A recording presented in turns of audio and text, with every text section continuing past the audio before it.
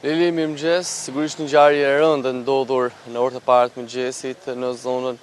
e Maliqit, ku një efektiv i policisë së shtetit në krye të detyrës është vrarë me armë zjarri, ndërsa kolegu i tij, i cili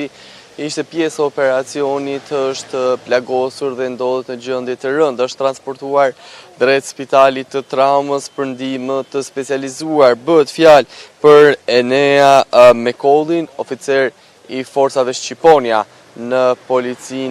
në drejtorinë vendore të policisë së Korçës në komisariatin e Maliqit, ndërkohë që Edison Adri është personi tjetër polic i cili ka mbetur i plagosur dhe po lufton me plagët për të mbijetuar, ndërkohë që nga ana tjetër ka rezultuar e identifikuar edhe personi i cili ka qëlluar mbi efektiv të policisë. Bëhet fjalë për Violand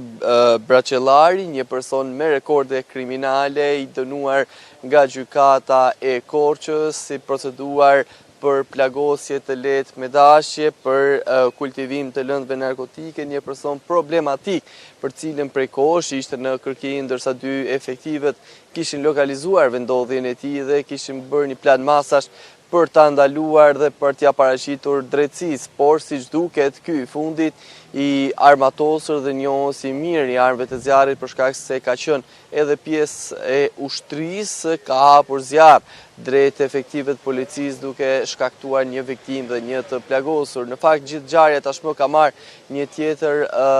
dinamik të rëndë për shkak se gjithë drejtoria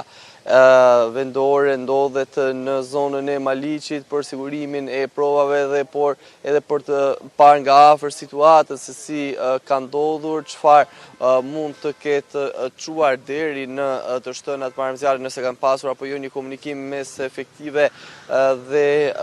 punojësit policisë, kanë qenë mund themi personat e tjerë që mund ta kenë ndihmuar autorin për t'u larguar apo edhe për t'u fshehur drejtësisë, ndërkohë që gjithë këto do në fakt të zbardhen në orët në vijim për shkak se është ende një ngjarje në dinamik dhe ende është pak e paqartë mënyra se si është operuar në identifikimin dhe lokalizimin e këtij personi. Siç thash edhe më sipër, një ngjarje mjaft e rëndë edhe një herë vihet të ndorë mbi punojësin